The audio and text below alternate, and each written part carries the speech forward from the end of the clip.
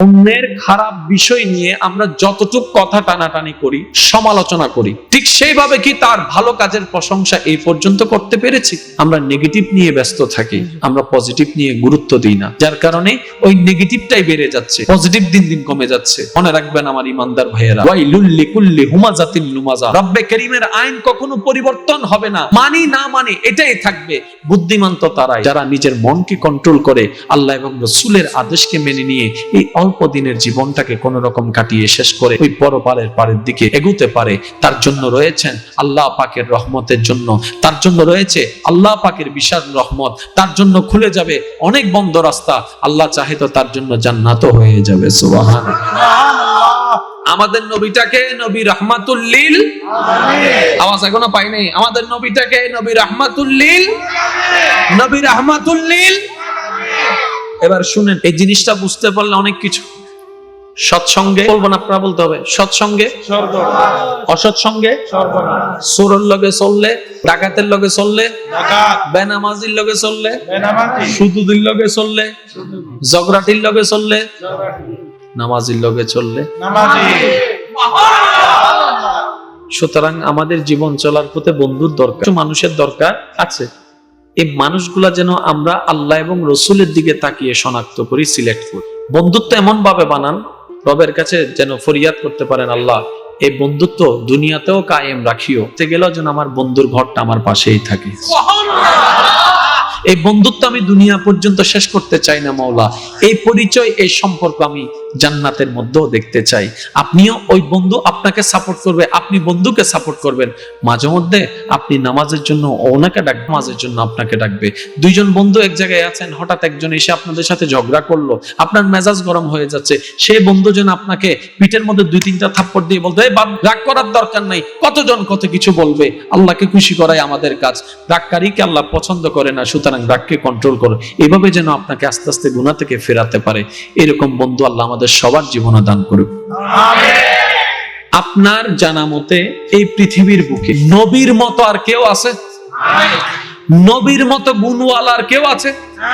নবীজির মতো সৌন্দর্যওয়ালা কেউ আছে? আমাদের নবীর মতো উত্তম চরিত্রওয়ালা আর কেউ আছে? নবীজির মতো একজন বাবা আছে? নবীজির মতো একজন শ্বশুর আছে? নবীজির মতো একজন ইমাম আছে? কোনো কিছু শিখার জন্য একজন অভিভাবকের দরকার। আর আমাদের অভিভাবক প্রধানত দুইজন, একজন হচ্ছে মা আর একজন হচ্ছে বাবা। আচ্ছা, নবীজি দুনিয়াতে আসার আগে আল্লাহ নবীজির আব্বা হুজুরকে উঠাই নিয়েছেন, তাহলে প্রথম অভিভাবক নাই? প্রথম অভিভাবক নবীজি আসার কিছুদিন পরে নবীজির আম্মাকেও উঠাই নিয়েছেন, দ্বিতীয় অভিভাবক। এবার নবীজি যে স্থানে আল্লাহর হুকুমে এসেছেন এবং বড় হচ্ছেন, ওই জায়গাটার নাম কি? বাক্কা। মদ খাওয়া পানি খাওয়ার মতো ছিল, যেখানে অন্যায়কে অন্যায় মনে করা হতো না, যেখানে জেনাকে জেনা মনে করা হতো না, যেখানে পাপকে পাপ মনে করা হতো না।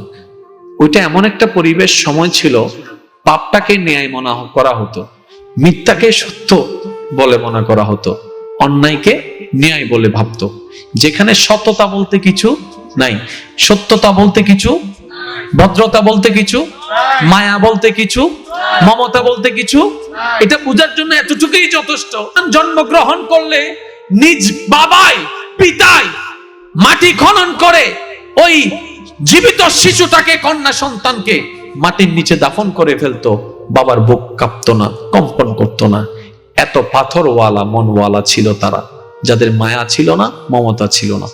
এবার একটু ঠান্ডা মাথায় খেয়াল করেন, সারা জগতের সবাই এই কথাই জানে, সৎসঙ্গে স্বর্গবাস, অসৎসঙ্গে সর্বনাশ। আমাদের নবীজি যে পরিবেশে বড় হচ্ছিলেন, ওই পরিবেশে কি সত্যবাদীওয়ালা বেশি ছিল নাকি মৃত্যু বেশি ছিল? একটু সবাই মিলে বললে আমি খুশি হব। সত্যবাদী বেশি ছিল না মৃত্যু বেশি ছিল? ন্যায়ওয়ালা বেশি ছিল নাকি অন্যায়ওয়ালা বেশি ছিল? ভালো বেশি ছিল নাকি খারাপ বেশি ছিল? পানি খানেওয়ালা বেশি ছিল না মদ খানেওয়ালা বেশি ছিল? ন্যায় করনেওয়ালা বেশি ছিল নাকি জুলুম করনেওয়ালা বেশি ছিল? তাহলে আমাদের নবী এমন একটা পরিবেশে বড় হচ্ছেন যেখানে সত্যবাদী নাই, যেখানে ন্যায়ওয়ালা নাই, যেখানে কল্যাণওয়ালা নাই, যেখানে হামলাওয়ালা আছে, জীবিত শিশুকে দাফন করনে ওয়ালা আছে, এখানে মিথ্যা কথা করনে ওয়ালা আছে, সুদ খানে ওয়ালা আছে, গোশ খানে ওয়ালা আছে, মদ খানে ওয়ালা আছে, জেনা করনে ওয়ালা আছে। এই রকম পরিবেশ আমাদের নবীজি বড় হচ্ছেন। কি অবাক করা বিষয়, মৃত্যুকের মিথ্যা আমাদের নবীকে স্পর্শ করতে পারে নাই, মদদের মদ আমাদের নবীকে স্পর্শ করতে পারে নাই, বাটপাড়ির বাটপাড়ি আমাদের নবীকে স্পর্শ করতে পারে নাই। বরং তো হলো উল্টা হয়ে জীবন যা আমরা শুনেছি, সৎসঙ্গে স্বর্গবাস, অসৎসঙ্গে সর্বনাশ। আমাদের বেলায় যেটা বলা হয়, নবীর বেলায় সেটা মিল খায়নি। সেটা কি, নবী মৃত্যুকের মাঝখানে বড় হয়ে ওই মৃত্যুক সমাজকে সত্য কথা বলা শিখিয়েছেন। সুবহানাল্লাহ। মদ খানে ওয়ালার মাঝখানে বড় হয়ে মদটাকে বন্ধ করে আমাদের নবী পানি খাওয়া শিখিয়েছেন। সুবহানাল্লাহ। এই জীবিত কন্যাকে দাফন করার পরিবেশে বড় হয়ে নবী এমন ভাবে পরিবর্তন এনে দিলেন, আজকে সে বাবা মেয়েকে, কন্যা সন্তানকে কোলে নিয়ে গালে চুমু খাওয়া শুরু করেছেন বুকে নিয়ে। আমরা যে সারা জীবন শুনলাম সৎসঙ্গে স্বর্গবাস, অসৎসঙ্গে সর্বনাশ, তো নবীজি যেখানে বড় হচ্ছেন এখানে তো শিক্ষকও নাই, স্কুলও নাই, কলেজও নাই, নাই।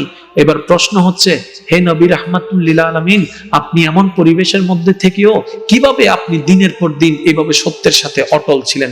একটা দুইটা দিন নয় তো, বছরের দিনও কেন আপনি মিথ্যা কথা বললেন না?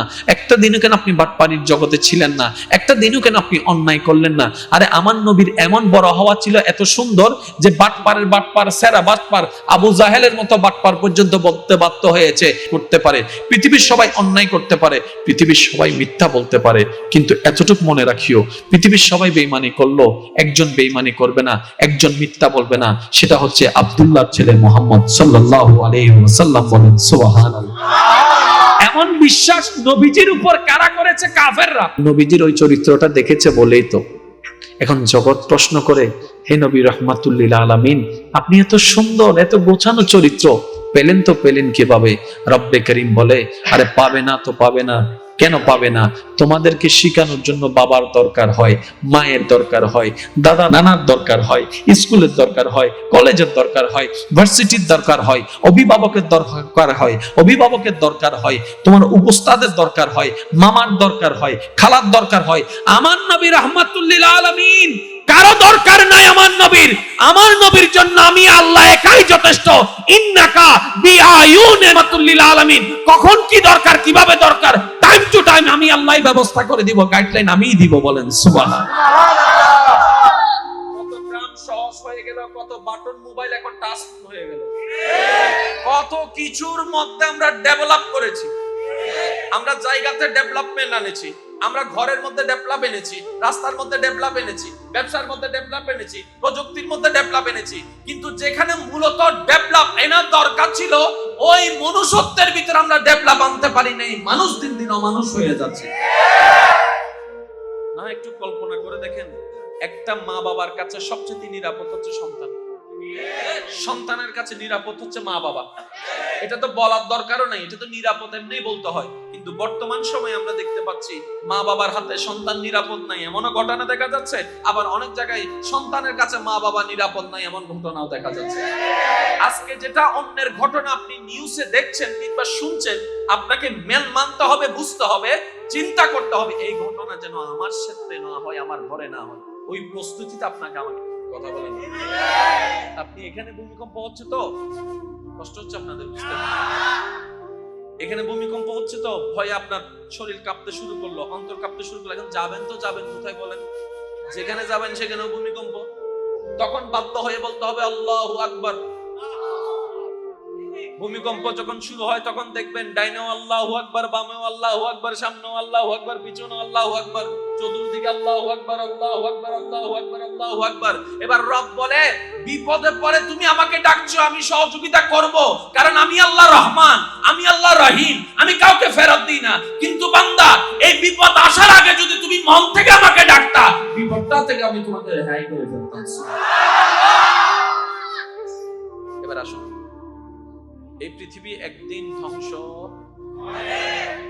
কেউ ঠেকাতে পারবে একটা সময় কেউ কেউ এই কথাটা বিশ্বাস না করলেও বিজ্ঞান যত উন্নতির দিকে যাচ্ছে, জ্ঞান যত উন্নতির দিকে যাচ্ছে, এখন বিজ্ঞানীরাও শিক্ষিত মানুষরাও কিন্তু এটা মানতে বাধ্য হয়েছে একদিন পৃথিবী ধ্বংস হয়ে যাবে। অলরেডি পৃথিবী ধ্বংসের দিকে ধীরে ধীরে এগিয়ে যাচ্ছে। তার মধ্যে একটা জিনিস তারা ফ্যাক্ট করেছে, নির্ণয় করেছে, সেটা হচ্ছে গ্লোবাল ওয়ার্মিং। সবকিছুর মধ্যে যেমন আমাদের ঋতু ছিল কয়টি, এখন ঋতু 6টি আছে? নাই, আস্তে আস্তে ঋতু কমতেই আছে। আগে বর্ষাকালের একটা নির্ধারিত সময় ছিল, এখন নির্ধারিত সময়ের আগে বর্ষা হয়ে যাচ্ছে। এখন দেখবেন আপনার শীতের মাত্রা এবার দেখেছেন অনেকটাই বেশি ছিল, এটা দিন দিন আরো বাড়তে থাকবে। কিছুদিন আগে গরমের মাত্রা, এটা মাত্রাতিরিক্ত ছিল। এইভাবে গ্লোবাল ওয়ার্মিং এর কারণে আস্তে আস্তে আমাদের পৃথিবী নিজের অস্তিত্ব হারায় ফেলছে, নিজের চরিত্র হারায় ফেলছে। আজকে নিউজে যেটা দেখলাম সেটা হচ্ছে এই মাটির নিচে যে প্লেটগুলো আছে এগুলো এমন ভাবে শক্তি সঞ্চারণ করছে, যখন ভূমিকম্প হবে এটা 8 মাত্রা ছুঁয়ে যাবে, যেটার মধ্যে বড় বড় দালানগুলো রিস্কের মধ্যে পড়ে আছে বলে সম্ভাবনা দেখা যাচ্ছে। এবার একটু ভাবেন, একটু চিন্তা করেন, আল্লাহ ছাড়া তো বাঁচার কোনো উপায়। এবার রব বলছে, এবার কি করবি তোরা? আমার কাছে আসা ছাড়া দ্বিতীয় আজরাইল এসে নিয়ে গেছে। আর একটা মানুষ যারা চালাক, সত্যিকার বুদ্ধিমান, তারা বলে যে এমনও যেতে হবে, অমনও যেতে হবে। তাহলে একটা কাজই করি, আজরাইল নিয়ে যাওয়ার আগে নিজে থেকে সজ্ঞানে চলে যায়। যারা নিজে থেকে সজ্ঞানে চলে যাওয়া মানে ডেথ হয়ে যাওয়া না, এখান থেকে চলে যাওয়া।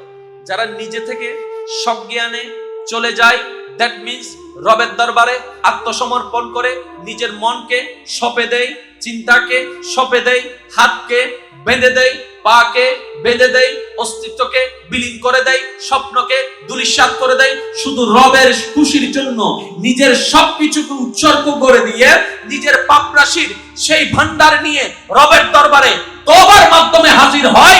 ও রব্বে কারীম ওই বান্দার গুনাহ তো মাফ করে পরকালে জান্নাতের ব্যবস্থাও করে দেয়, দুনিয়ার সম্মানের ব্যবস্থাও করে দেয়।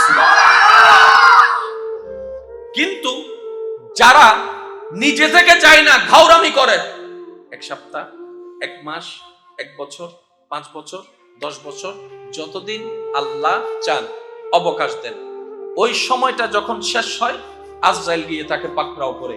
এবার যখন আজরাইল তার সামনে চলে আসে, সে যখন বুঝতে পারে এবার আমার পালানোর আর কোনো উপায় নাই, আমার আপনজনেরা সামনে বসে আছে, তাদের মাঝখান থেকে আজরাইল আমাকে এখনই নিয়ে যাবে।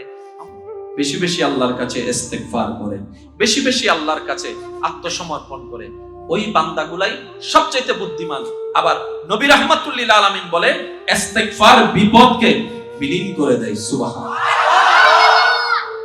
খুব খেয়াল করবেন, ভূমিকম্প আমাদের জন্য, করোনা আমাদের জন্য, জোরে বলেন না, অসুস্থতা আমাদের জন্য, দুর্যোগ আমাদের জন্য, প্লাবন আমাদের জন্য, অর্থনৈতিক ধস নেমে যাওয়া আমাদের জন্য, গ্লোবাল ওয়ার্মিং আমাদের জন্য। এবার সব বিপদ থেকে উদ্ধার করতে পারেন তিনি কে? ওই আল্লাহ পাক রব্বুল আলামিন কখন উদ্ধার করে? যখন খুশি হয়। কখন খুশি হয়? যখন বান্দা। হাদিসে পাকে এমন এসেছে, আত্তাইবু হাবিবুল্লাহ। দুনিয়ার মানুষ একটা ভুল করলে আপনজনকে আমরা দূরে সরাইয়ে দিই ভুলের মাত্রা অনুযায়ী।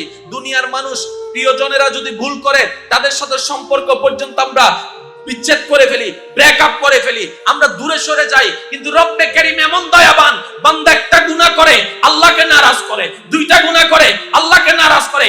এইভাবে গুনাহ করতে করতে নিজের গুনার কথা একটু স্মরণ করুন। কমপক্ষে 10-20 হাজার গুনাহ আমাদের আমলনামায় আছে, তার মানে 10-20 হাজার বারের বেশি আল্লাহকে নারাজ করেছি। কিন্তু বান্দা যখন একবার তওবা করে, রব্বে কারীম সমস্ত নারাজি ভুলে যায়, বান্দাকে আপন করে নেয়। সুবহানাল্লাহ। চেষ্টা করি, যাদেরকে খুশি রাখার চেষ্টা করি, যাদেরকে ভালো রাখার জন্য দিনরাত পরিশ্রম করি, তাদের কাছে একবার ভুল করলে 1000বার সরি বললো আগের মতো সম্পর্ক আর ঠিক থাকে না, আগের মতো আর কাছে টেনে নেয় না, আগের মতো আর কথা বলে না, আগের মতো আর সম্পর্ক রাখে না, আগের মতো আর এই ভ্রাতৃত্ব রাখে না, আগের মতো আর ভালোবাসা রাখে না। একটা ভুল করার কারণে 1000বার ভুল করার পরও যে দরবারে রহমত সর্বদা খোলা থাকে, এটাই হচ্ছে রহমানের দরবার। বলেন সুবহানাল্লাহ। আর আমরা গাদার গাদা, এত গাদা, এখান থেকে ভালোবাসা আসে, ওইখান থেকে মুখ ফিরাই অন্যদিকে চলে যাচ্ছে। নিজের গাদা হই বেলায় ওনারা হইবেন না হইবেন না ওনার বেলা একটা গাদা কি 3-4 জন মনে হয় গোরা আছে ভালো না মাথা আরাবে গুনগি আরো জোর হন আরাবে গুনগি গাদাও আরারে দিলে আসে গাদাই মনে মনে হতে মাইলে ফিরে তোরার নাম সুযোগ যদি আরারে দিত আল্লাহ 2 দিন চাকরিতে না গেলে বস কি বলবে কেন আসেনি স্যার তারপর আবার 2 দিন আসেন না কেন আসেনি স্যার আমার বাসায় এই প্রবলেম তোমার বাসার প্রবলেম শোনার জন্য আমার অফিস বসে আছে তোমার ঘরের প্রবলেম তুমি জানো তোমার পরিবার জানে এগুলো আমাকে শোনাচ্ছ কেন লাস্ট ওয়ার্নিং আরেকবার যদি করো ডাইরেক্ট ফায়ার করে দিব স্যার আমার সন্তান অসুস্থ তুমি জানো তোমার পরিবার জানে আমাকে শোনাতে আসিও না বেতন নাও কাজ দাও বেতন নাও কাজ দাও এই ম্যানেজার 2 দিনের বেতন কেটে ফেলো রব্বে কারীমের দরবার এমন মহান দরবার শনি যায় না জামাতে হাজিরা দিতে রবি যায় না নামাজে হাজিরা দিতে সোম যায় না সিজদা দিতে মঙ্গল যায় না রুকু করতে ওযু করতে কিন্তু যখন শুক্রবারে মসজিদে যাই 2 রাকাত মাত্র নামাজ পড়তে রব্বে কারীমের রহমত আমাদেরকে বের করে দেয় না আরে আল্লাহ তো রহমত এমন দয়াবান ইমাম সাহেবও বের করে না মুয়াজ্জিনও বের করে না মসজিদের ওই দরজায় একটা দারোয়ানও দাঁড়ায় থাকে না যখন জগৎ জিজ্ঞেস করে মওলা শনিও আসে নাই রবিও আসে নাই এই আজকে বৃহস্পতিবার পর্যন্ত আসে নাই শুক্রবারে এসেছে জুমার 2 রাকাত পড়ার জন্য আল্লাহ এই বান্দাটা আসর থেকে আবারও আসবে না মাগরিবটা সংসার করার ক্ষমতা দিচ্ছে কেন রব্বে কারীম বলে বান্দাটা তো আমার বান্দাটা তো আমার বান্দাটা তো আমার একদিন তো সে বুঝতে পারবে মা গাররাকা বিরাব্বিকাল কারীম আয়াতটা তার অন্তরে একদিন না একদিন লাগবে একদিন না একদিন লাগবে সেটা এটা একদিন শুনতে পারবে লা তাকনাতু মির রাহমাতিল্লাহ তার রব তার জন্য বলেছে লা তাকনাতু মির রাহমাতিল্লাহ একদিন তো তার সদয় হবে একদিন তো তার সম্পত্তি হবে একদিন তো তার অন্তর গামবে যেদিন সে শুনতে পারবে মা গাররাকা বিরাব্বিকাল কারীম সেটা একদিন আসবে লা তাকনাতু মির রাহমাতিল্লাহ শুনে তার অন্তর শীতল হয়ে যাবে ইন্নাল্লাহ ইয়াগফিরুয যুনুবা জামিআ বলবো আমি আল্লাহ বলেছি তার গুনাহ মাফ করার ওয়াদা সেই কথা শুনে আমার কাছে তওবা করবে আল্লাহু আকবার ইয়া রাসূলুল্লাহ আল্লাহ ও গো আল্লাহ ক্ষমা করে দাও মাফ করে দাও আল্লাহ ও গো ক্ষমা করে দাও জীবন মুদের যতদিন থাকিবে সুপথে চালাও মাফ করে দাও আল্লাহ ও গো আল্লাহ ক্ষমা করে দাও আল্লাহ ও গো আল্লাহ ক্ষমা করে দাও মাফ করে দাও আল্লাহ ও গো আল্লাহ ক্ষমা আল্লাহ আমাদেরকে একটু বোঝার তৌফিক দান করুন আমিন আজরাইল এসে নিয়ে গেছে আরেকটা মানুষ যারা চালাক সত্যিকার বুদ্ধিমান তারা বলে যে এমনও যেতে হবে অমনও যেতে হবে তাহলে একটা কাজই করি আজরাইল নিয়ে যাওয়ার আগে নিজে থেকে সজ্ঞানে চলে যায় যারা নিজে থেকে সজ্ঞানে চলে যাওয়া মানে ডেথ হয়ে যাওয়া না এখান থেকে চলে যাওয়া যারা নিজে থেকে সজ্ঞানে চলে যায় দ্যাট মিন্স রবের দরবারে আত্মসমর্পণ করে নিজের মনকে সঁপে দেয় চিন্তাকে সঁপে দেয় হাতকে বেঁধে দেয় পাকে বেঁধে দেয় অস্তিত্বকে বিলীন করে দেয় স্বপ্নকে ধূলিসাৎ করে দেয় শুধু রবের খুশির জন্য নিজের সবকিছুকে উৎসর্গ করে দিয়ে নিজের পাপ রাশির সেই ভান্ডার নিয়ে রবের দরবারে তওবার মাধ্যমে হাজির হয় ও রব্বে কারীম ওই বান্দার গুনাহ তো মাফ করে করে পরকালে জান্নাতের ব্যবস্থাও করে দেয়, দুনিয়ার সম্মানের ব্যবস্থাও করে দেয়। কিন্তু যারা নিজে থেকে চায় না, ঘাউরামি করে, এক সপ্তাহ, এক মাস, এক বছর, 5 বছর, 10 বছর, যতদিন আল্লাহ চান অবকাশ দেন, ওই সময়টা যখন শেষ হয় আজরাইল গিয়ে তাকে পাকড়াও করে। এবার যখন আজরাইল তার সামনে চলে আসে, সে যখন বুঝতে পারে এবার আমার পালানোর আর কোনো উপায় নাই, আমার আপনজনেরা সামনে বসে আছে, তাদের মাঝখান থেকে আজরাইল আমাকে এখনই নিয়ে যাবে, বেশি বেশি আল্লাহর কাছে ইস্তেগফার করে, বেশি বেশি আল্লাহর কাছে আত্মসমর্পণ করে। ওই বান্দাগুলাই সবচেয়ে বুদ্ধিমান। আবার নবী রাহমাতুল লিল আলামিন বলে ইস্তেগফার বিপদকে বিলীন করে দেয়। সুবহানাল্লাহ। খুব খেয়াল করবেন, ভূমিকম্প আমাদের জন্য, করোনা আমাদের জন্য, জোরে বলেন না, অসুস্থতা আমাদের জন্য, দুর্যোগ আমাদের জন্য, প্লাবন আমাদের জন্য, অর্থনৈতিক ধস নেমে যাওয়া আমাদের জন্য, গ্লোবাল ওয়ার্মিং আমাদের জন্য। এবার সব বিপদ থেকে উদ্ধার করতে পারেন তিনি কে? আর ওই আল্লাহ পাক রব্বুল আলামিন কখন উদ্ধার করে? যখন খুশি হয়। কখন খুশি হয়? যখন বান্দা। হাদিসে পাকে এমন এসেছে, আত্তাইবু হাবিবুল্লাহ। দুনিয়ার মানুষ একটা ভুল করলে আপনজনকে আমরা দূরে সরাইয়ে দিই ভুলের মাত্রা অনুযায়ী। দুনিয়ার মানুষ প্রিয়জনেরা যদি ভুল করে, তাদের সাথে সম্পর্ক পর্যন্ত আমরা বিচ্ছেদ করে ফেলি, ব্রেকআপ করে ফেলি, আমরা দূরে সরে যাই। কিন্তু রব্বে কারীম এমন দয়াবান, বান্দা একটা গুনাহ করে আল্লাহকে নারাজ করে, দুইটা গুনাহ করে আল্লাহকে নারাজ করে, এইভাবে গুনাহ করতে করতে নিজের গুনার কথা একটু স্মরণ করুন। কমপক্ষে 10-20 হাজার গুনাহ আমাদের আমলনামায় আছে, তার মানে 10-20 হাজার বারের বেশি আল্লাহকে নারাজ করেছি। কিন্তু বান্দা যখন একবার তওবা করে, রব্বে কারীম সমস্ত নারাজি ভুলে যায়, বান্দাকে আপন করে নেয়। সুবহানাল্লাহ। চেষ্টা করি, যাদেরকে খুশি রাখার চেষ্টা করি, যাদেরকে ভালো রাখার জন্য দিনরাত পরিশ্রম করি, তাদের কাছে একবার ভুল করলে 1000বার সরি বললো আগের মতো সম্পর্ক আর ঠিক থাকে না, আগের মতো আর কাছে টেনে নেয় না, আগের মতো আর কথা বলে না, আগের মতো আর সম্পর্ক রাখে না, আগের মতো আর এই ভ্রাতৃত্ব রাখে না, আগের মতো আর ভালোবাসা রাখে না।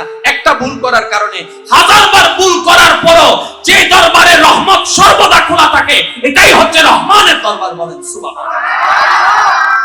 আর আমরা গাদার গাদা, এত গাদা, এখান থেকে ভালোবাসা আসে, ওইখান থেকে মুখ ফিরাই অন্যদিকে চলে যাচ্ছে। নিজের গাদা হই বেলায় ওনারা হইবেন না, হইবেন না, এত গাদা কি 3-4 জন মনে হয় গোড়া আছে আল্লাহ নামাজ পড়তে। আরবে গুনগি আরো জোর হন, আরবে গুনগি গাদাও আরারে দিলে আসে। গাদায় মনে মনে হতে মাইলি ফিরে তোরার নাম সুযোগ যদি আরারে দিত আল্লাহ। 2 দিন চাকরিতে না গেলে বস কি বলবে? কেন আসেনি স্যার? তারপর আবার 2 দিন আসেন না, কেন আসেনি স্যার? আমার বাসায় এই প্রবলেম। তোমার বাসার প্রবলেম শোনার জন্য আমার অফিস বসে আছে। তোমার ঘরের প্রবলেম তুমি জানো, তোমার পরিবার জানে, এগুলো আমাকে শোনাচ্ছ কেন? লাস্ট ওয়ার্নিং, আরেকবার যদি করো ডাইরেক্ট ফায়ার করে দিব। স্যার আমার সন্তান অসুস্থ, তুমি জানো, তোমার পরিবার জানে, আমাকে শোনাতে আসিও না। বেতন নাও, কাজ দাও, বেতন নাও, কাজ দাও। এই ম্যানেজার 2 দিনের বেতন কেটে ফেলো। রব্বে কারীমের দরবার এমন মহান দরবার, শনি যায় না জামাতে হাজিরা দিতে, রবি যায় না নামাজে হাজিরা দিতে, সোম যায় না সিজদা দিতে, মঙ্গল যায় না রুকু করতে, ওযু করতে, কিন্তু যখন শুক্রবারে মসজিদে যাই 2 রাকাত মাত্র নামাজ পড়তে, রব্বে কারীমের রহমত আমাদেরকে বের করে দেয় না। আরে আল্লাহ তো রহমত এমন দয়াবান, ইমাম সাহেবও বের করে না, মুয়াজ্জিনও বের করে না, মসজিদের ওই দরজায় একটা দারোয়ানও দাঁড়ায় থাকে না। যখন জগৎ জিজ্ঞেস করে মওলা শনিও আসে নাই, রবিও আসে নাই, এই আজকে বৃহস্পতিবার পর্যন্ত আসে নাই, শুক্রবারে এসেছে জুমার 2 রাকাত পড়ার জন্য, আল্লাহ এই বান্দাটা আসর থেকে আবারও আসবে না, মাতৃত্ব সংসার করার ক্ষমতা দিচ্ছে কেন? রব্বে কারীম বলে বান্দাটা তো আমার, বান্দাটা তো আমার, বান্দাটা তো আমার। একদিন তো সে বুঝতে পারবে। মা গাররাকা বিরাব্বিকাল কারীম আয়াতটা তার অন্তরে একদিন না একদিন লাগবে, একদিন না একদিন লাগবে। সেটা এটা একদিন শুনতে পারবে। লা তাকনাতু মির রাহমাতিল্লাহ, তার রব তার জন্য বলেছে লা তাকনাতু মির রাহমাতিল্লাহ। একদিন তো তার সদয় হবে, একদিন তো তার সন্মুক্তি হবে, একদিন তো তার অন্তর জানবে, যেদিন সে শুনতে পারবে মা গাররাকা বিরাব্বিকাল কারীম, সেটা একদিন আসবে। লা তাকনাতু মির রাহমাতিল্লাহ শুনে তার অন্তর শীতল হয়ে যাবে। ইন্নাল্লাহ ইয়াগফিরুয যুনুবা জামিআ বলবো, আমি আল্লাহ বলেছি, তার গুনাহ মাফ করার ওয়াদা। সেই কথা শুনে আমার কাছে তওবা করবে। আল্লাহু আকবার।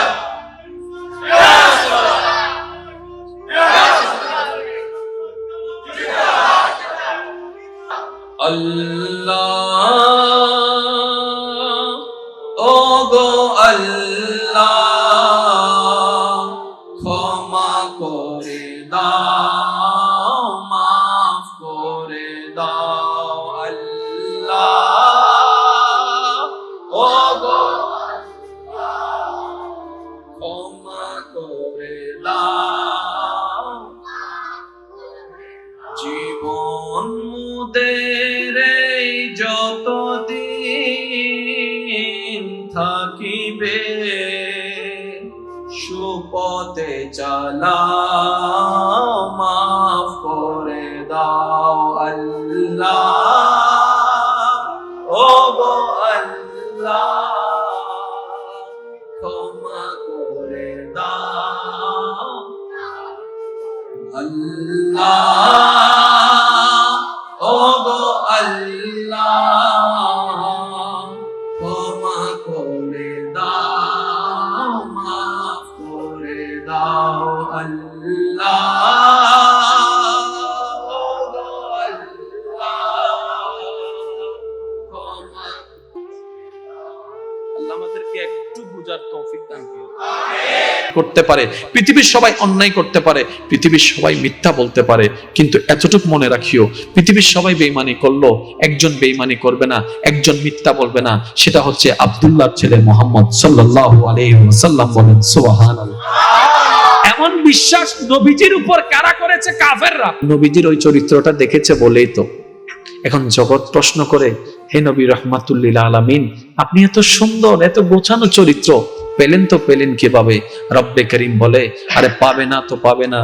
কেন পাবে না? তোমাদেরকে শিখানোর জন্য বাবার দরকার হয়, মায়ের দরকার হয়, দাদা নানার দরকার হয়, স্কুলের দরকার হয়, কলেজের দরকার হয়, ভার্সিটির দরকার হয়, অভিভাবকের দরকার হয়, তোমার উপস্তাদের দরকার হয়, মামার দরকার হয়, খালার দরকার হয়। আমার নবী রাহমাতুল্লিল আলামিন কারো দরকার নাই। আমার নবীর জন্য আমি আল্লাহ একাই যথেষ্ট। ইন্নাকা বিআয়ুনি রাহমাতুল্লিল আলামিন। কখন কি দরকার, কিভাবে দরকার, টাইম টু টাইম আমি আল্লাহই ব্যবস্থা করে দিব, গাইডলাইন আমিই দিব। বলেন সুবহানাল্লাহ। কত গ্রাম সহজ হয়ে গেল, কত বাটন মোবাইল এখন টাচ হয়ে গেল, কত কিছুর মধ্যে আমরা ডেভেলপ করেছি। আমরা জায়গাতে ডেভেলপমেন্ট আনেছি, আমরা ঘরের মধ্যে ডেভেলপ এনেছি, রাস্তার মধ্যে ডেভেলপ এনেছি, ব্যবসার মধ্যে ডেভেলপ এনেছি, প্রযুক্তির মধ্যে ডেভেলপ এনেছি, কিন্তু যেখানে মূলত ডেভেলপ এনার দরকার ছিল ওই মনুষ্যত্বের ভিতরে আমরা ডেভেলপ আনতে পারি নাই। মানুষ দিন দিন অমানুষ হয়ে যাচ্ছে। না, একটু কল্পনা করে দেখেন, একটা মা বাবার কাছে সবচেয়ে নিরাপদ হচ্ছে সন্তান। সন্তানের কাছে নিরাপদ হচ্ছে মা বাবা। এটা তো বলার দরকারও নাই, এটা তো নিরাপদ এমনি বলতে হয়। কিন্তু বর্তমান সময়ে আমরা দেখতে পাচ্ছি মা বাবার হাতে সন্তান নিরাপদ নাই, এমনও ঘটনা দেখা যাচ্ছে। আবার অনেক জায়গায় সন্তানের কাছে মা বাবা নিরাপদ নাই, এমন ঘটনাও দেখা যাচ্ছে। আজকে যেটা অন্যের ঘটনা আপনি নিউজে দেখছেন কিংবা শুনছেন, আপনাকে মেন মানতে হবে, বুঝতে হবে, চিন্তা করতে হবে, এই ঘটনা যেন আমার সাথে না হয়, আমার ঘরে না হয়। ওই প্রস্তুতিতে আপনাকে আমাকে কথা বলেন। আপনি এখানে ভূমিকম্প হচ্ছে তো কষ্ট হচ্ছে আপনাদের, বুঝতে এখানে ভূমিকম্প হচ্ছে তো ভয়ে আপনার শরীর কাঁপতে শুরু করলো, অন্তর কাঁপতে শুরু করলো। এখন যাবেন তো যাবেন কোথায় বলেন? যেখানে যাবেন সেখানেও ভূমিকম্প। তখন বাধ্য হয়ে বলতে হবে আল্লাহু আকবার। ভূমিকম্প যখন শুরু হয় তখন দেখবেন ডাইনেও আল্লাহু আকবার, বামেও আল্লাহু আকবার, সামনেও আল্লাহু আকবার, পিছনেও আল্লাহু আকবার, চতুর্দিকে আল্লাহু আকবার, আল্লাহু আকবার, আল্লাহু আকবার, আল্লাহু আকবার। এবার রব বলে, বিপদে পড়ে তুমি আমাকে ডাকছো, আমি সহযোগিতা করব, কারণ আমি আল্লাহ রহমান, আমি আল্লাহ রহিম, আমি কাউকে ফেরত দিই না। কিন্তু বান্দা, এই বিপদ আসার আগে যদি তুমি মন থেকে আমাকে ডাকতা, বিপদটা থেকে আমি তোমাকে রেহাই করে ফেলতাম। এবার আসুন, এই পৃথিবী একদিন ধ্বংস কেউ ঠেকাতে পারবে না। একটা সময় কেউ এই কথাটা বিশ্বাস না করলেও বিজ্ঞান যত উন্নতির দিকে যাচ্ছে, জ্ঞান যত উন্নতির দিকে যাচ্ছে, এখন বিজ্ঞানীরাও শিক্ষিত মানুষরাও কিন্তু এটা মানতে বাধ্য হয়েছে, একদিন পৃথিবী ধ্বংস হয়ে যাবে। অলরেডি পৃথিবী ধ্বংসের দিকে ধীরে ধীরে এগিয়ে যাচ্ছে। তার মধ্যে একটা জিনিস তারা ফ্যাক্ট করেছে, নির্ণয় করেছে, সেটা হচ্ছে গ্লোবাল ওয়ার্মিং। সবকিছুর মধ্যে, যেমন আমাদের ঋতু ছিল কয়টি, এখন ঋতু 6টি আছে? নাই, আস্তে আস্তে ঋতু কমতেই আছে। আগে বর্ষাকালের একটা নির্ধারিত সময় ছিল, এখন নির্ধারিত সময়ের আগে বর্ষা হয়ে যাচ্ছে। এখন দেখবেন আপনার শীতের মাত্রা এবার দেখেছেন অনেকটাই বেশি ছিল, এটা দিন দিন আরো বাড়তে থাকবে। কিছুদিন আগে গরমের মাত্রা, এটা মাত্রাতিরিক্ত ছিল। এইভাবে গ্লোবাল ওয়ার্মিং এর কারণে আস্তে আস্তে আমাদের পৃথিবী নিজের অস্তিত্ব হারায় ফেলছে, নিজের চরিত্র হারায় ফেলছে। আজকের নিউজে যেটা দেখলাম সেটা হচ্ছে এই মাটির নিচে যে প্লেটগুলো আছে এগুলো এমন ভাবে শক্তি সঞ্চারণ করছে, যখন ভূমিকম্প হবে এটা 8 মাত্রা ছুঁয়ে যাবে, যেটার মধ্যে বড় বড় দালানগুলো রিস্কের মধ্যে পড়ে আছে বলে সম্ভাবনা দেখা যাচ্ছে। এবার একটু ভাবেন, একটু চিন্তা করেন, আল্লাহ ছাড়া তো বাঁচার কোনো উপায়। এবার রব বলছে, এবার কি করবি তোরা? আমার কাছে আসা ছাড়া